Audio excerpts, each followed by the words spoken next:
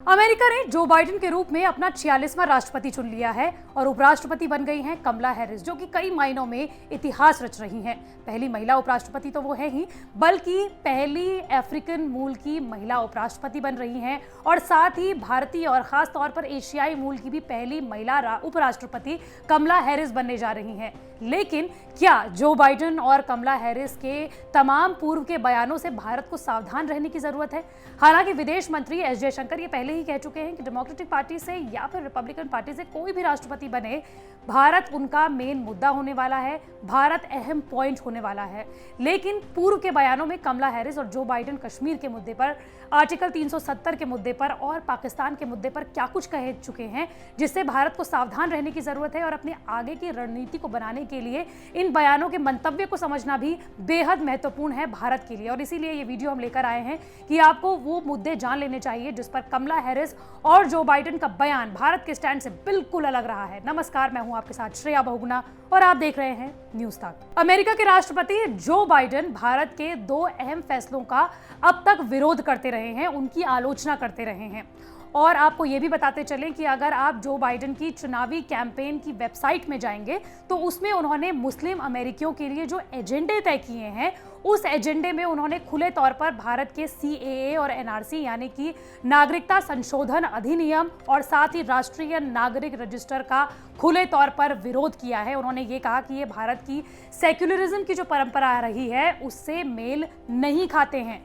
साथ ही Joe Biden article 370 के हटाए जाने से भी खुश नहीं रहे हैं। उन्होंने ये भी कहा कि भारत सरकार को कश्मीर के लोगों के अधिकारों को बहाल करने के लिए सभी जरूरी उपाय करने चाहिए। असहमति पर प्रतिबंध जैसे शांतिपूर्ण विरोध प्रदर्शनों को रोकना या इंटरनेट को बंद या धीमा कर देना लोकतंत्र को कमजोर करता है।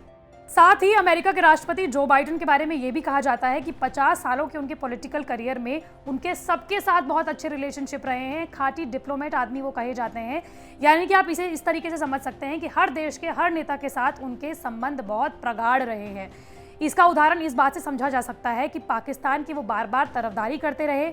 4 साल तक उन्होंने पाकिस्तान को $7.5 बिलियन की सैन्य सहायता दी, जिसके साथ ही पाकिस्तान ने 2008 में उन्हें हिलाल पाकिस्तान की उपाधि से नवाजा भी था।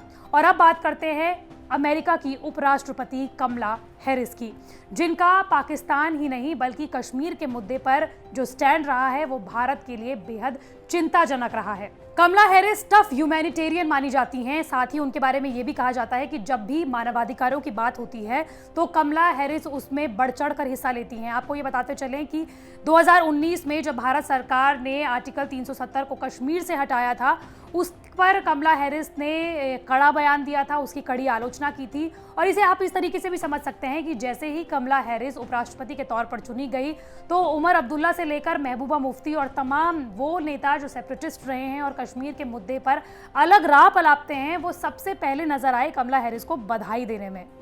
भारत के संविधान से अनुच्छेद 370 हटाए जाने का कमला हैरिस विरोध कर चुकी हैं। 2019 में जब आर्टिकल 370 हटाया गया था, उसके बस कुछ ही महीनों के बाद उन्होंने टेक्सास में हुए एक इवेंट में कहा था कि अगर हालात बने तो हस्तक्षेप की जरूरत पड़ेगी। यही नहीं, सितंबर 2020 यानी कि अपने चुनाव प्रचार के दौरान भी जब उनसे कश्मीर के मुद्दे पर सवाल पूछे गए, तब भी उन्होंने ऐसे बयान दिए जो भारत के स्टैंड से बिल्कुल अलग रहे हैं।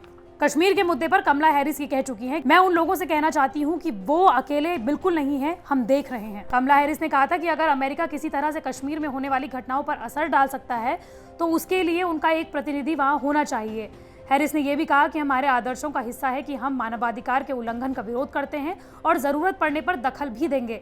हैरिस के मुताबिक बतौर कमांडर इन चीफ वह इसी हिसाब से चलेंगी। साथ ही आपको यह भी बताते चलें कि जब कमला हैरिस सीनेटर चुनी गई, उसके बाद जब CAA का मुद्दा उठा तो वो उन सीनेटर्स में से थी जिन्होंने भारत का CAA के मुद्दे पर विरोध किया था। इसी के बाद विदेश मंत्री एस जयशंकर ने सीनेटर प्रमिला जयपाल से मिलने से इनकार कर दिया था। हैरिस ने जयपाल के समर्थन में ट्वीट कर यह कहा था कि हम लोगों को ये बताना चाहते हैं कि वो अकेले नहीं हैं, हम नजर बनाए हुए हैं, हम मानवाधिकार उल्लंघन के बारे में बोलते हैं और जहां जरूरी होता है हम हस्तक्षेप भी करते हैं। एक राष्ट्र के तौर पर ये हमारे मूल्यों का हिस्सा है।